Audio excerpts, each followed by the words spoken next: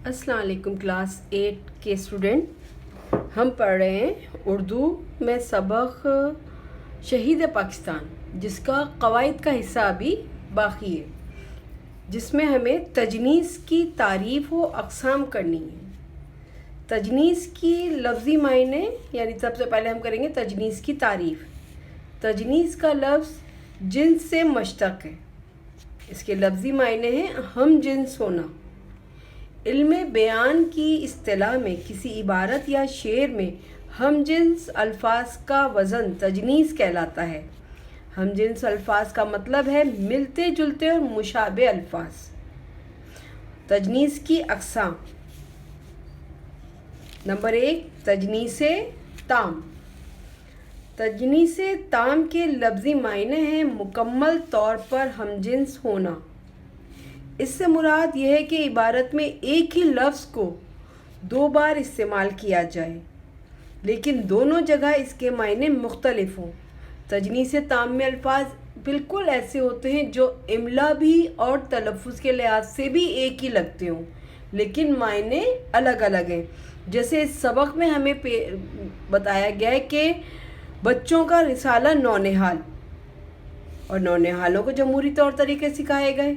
तो जो नौनिहाल है वो एक किताब का नाम है, जबकि नौनिहालों यानी छोटे बच्चों की तरफ इशारा किया है।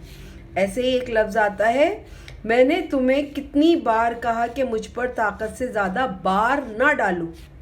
इस जुमले में पहली बार इस्तेमाल हुआ है लफ्ज़ दफ़ा या मर्तबा, यानी बार बार रिपीट होना।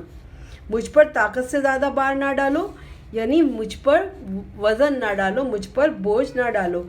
तो जब हम इसकी एक्सरसाइज देंगे आपको, तो उर्दू क़वायद में, उर्दू इस्लाह में, बयान में, इल्म बयान में क़वायद में ऐसे मुतअद्दिद अल्फाज हैं जो कि एक जैसे हुरूफ लगते हैं इमला और तलफ़्फ़ुज़ के लिहाज से, लेकिन मायने अलग होते हैं। जैसे बनी, ये इमारत अभी बनी है। इस इमारत के रहने वालों से मेरी नहीं बनी। इसमें एक दफ़ा पहली बार बनी इस्तेमाल हुआ है, बनना, तामीर करना, और इन लोगों से नहीं बनी यानी इन लोगों से मेरा ताल्लुक़ अच्छा नहीं हुआ। इसी तरह से मुतअद्दिद अल्फाज हैं। जब हम इसकी क़वायद करेंगे तो आप इसके लफ्ज़ों को तलाश करेंगे कि तजनीसे ताम की निशानदही करेंगे। अब इसमें तजनीसे ताम की निशानदही हो रही है लफ्ज़ बार बार में, दोनों के मायने अलग हैं। दूसरी किस्म होती है तजनीस की, तजनीसे लफ्ज़ी। तजनीसे लफ्ज़ी से मुराद है कि इबारत में 2 ऐसे अल्फाज लाए जाएं जो एक दूसरे से मिलते जुलते और मुशाबे हों, लेकिन पायने के लिहाज से एक दूसरे से मुख्तलिफ हों। यानी इनकी आवाज़ तो एक जैसी होगी, क्योंकि अब इसकी हमें तजनीसे लफ्ज़ी की मज़ीद आगे 2 किस्में मिलती हैं। एक आ जाती है आवाज़ में मुशाबहत और दूसरी आती है तहरीर में मुशाबहत।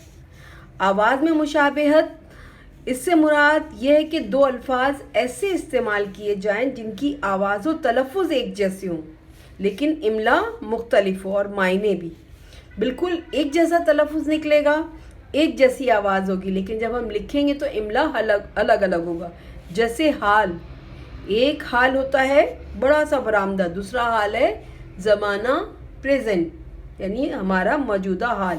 इसी तरह सफ़र, दोनों सफ़र सेम साउंड है, लेकिन लिखते वक्त स्पेलिंग और इमला अलग है। सदा, ताक, जन, ये कहलाते हैं आवाज़ में मुशाबहत। अब कुछ लफ्ज़ ऐसे होते हैं जो कि तहरीरी मुशाबहत रखते हैं।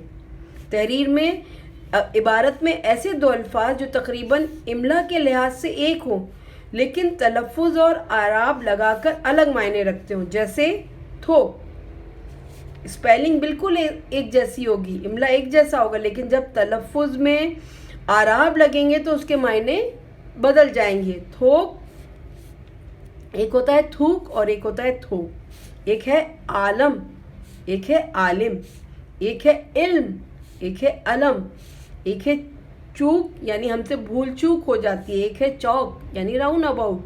तो ये अल्फाज तहरीर के तौर पे एक जैसे होते हैं, लेकिन मायने इनके अलग होते हैं। तो ये हमारा क़वायद का हिस्सा है।